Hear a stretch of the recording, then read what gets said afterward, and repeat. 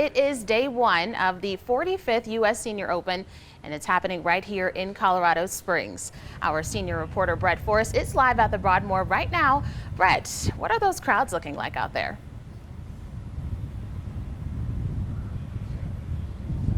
Hey Kara, so believe it or not, they're still playing golf. We'll get to that in a moment, but the crowds are dwindling. They're more kind of towards the 18th green. We're kind of near the first hole, but there are still plenty of people here. Plenty of golf to be played. The 45th U.S. Senior Open bringing world-class golf and plenty of crowds to Colorado Springs this week. Round one did start early this morning, and thousands are expected to attend the event. The Colorado Springs Chamber and EDC tell us it is expected to have a $24 million impact on our economy. The tournament lasts until Sunday, and you can catch NBC Sports Live coverage of the championship tournament on Saturday and Sunday right here on KOAA 5. And I do want to bring in now our Dante Williams. So Dante, some of the competitors are from Colorado, right? Actually, yeah. Of the 156 qualifiers for the Senior Open, 3 of them are actually Colorado natives. Here is how they have fared so far. Matt Schock from Erie finished the first round at 6 over. Chris DeMarco out of Cherry Hills Village had a solid outing. He's played the course even so far. He's got 1 hole left to play. Parker native Shane Birch sits at a tie for 10th place after finishing with 5 birdies and 4 bogeys. That put him at 1 under. And Darren Overson, who Eleanor Sheehan introduced us to earlier, he's at 10 over and still has 6 holes remaining.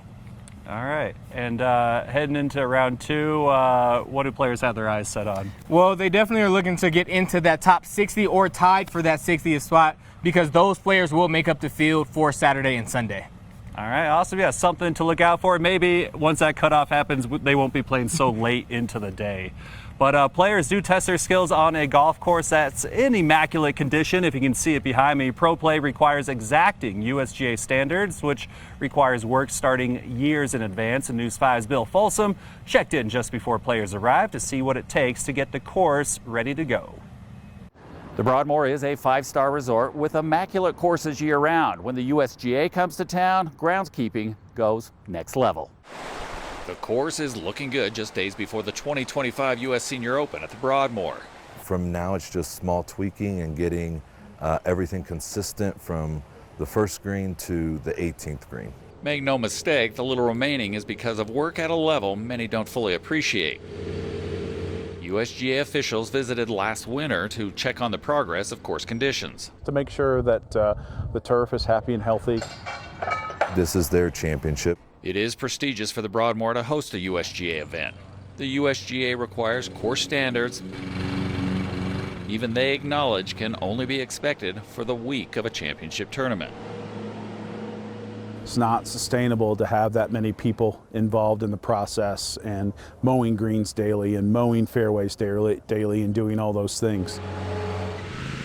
When a championship comes around, it will take around 80 people for 2 shifts, 1 in the morning and then 1 at night.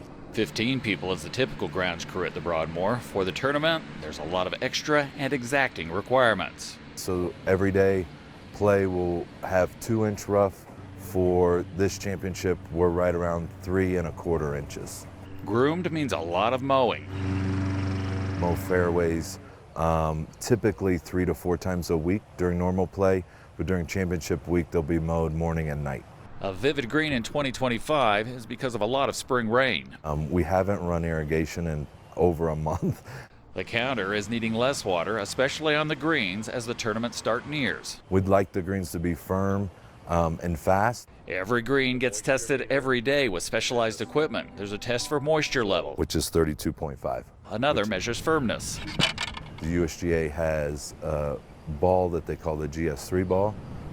That will provide us with the green speed as well as the firmness of the green. Experienced groundkeepers know how to adjust green speeds. There's a number of factors that goes into that, whether it's a single cut, if it's a double cut, if it's you add a roll to it, depending on the moisture content in the soil.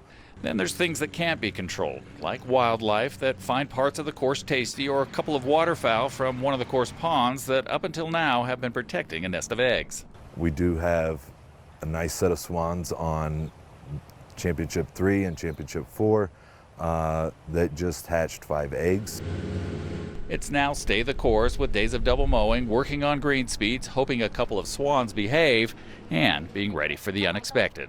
There's always going to be something, and whatever that something is, you just have to be prepared and open-minded and, roll with it. The current schedule for grounds crews is a 5:30 start time. During the week of the tournament, that shifts to 4:30 a.m. At the Broadmoor, Bill Folsom, News 5. All right, Bill, thank you. This event is expected to bring in thousands, people traveling from within Colorado and from around the world. More than 130,000 people expected to come to the Broadmoor to watch the tournament through the weekend. And we did track down some spectators who were arriving at the Colorado Springs airport today, including one man who traveled from Detroit to cheer on his friend Perry Parker this weekend. I mean, he's playing really well, so I think it's his time. I really do. He's very overdue. He's done it right all his life, and he's a really good player. Parker teed off around 2:30 this afternoon. If you'd like to follow along with the results, we do have a link to get live results on our website. Head over to KOAA.com.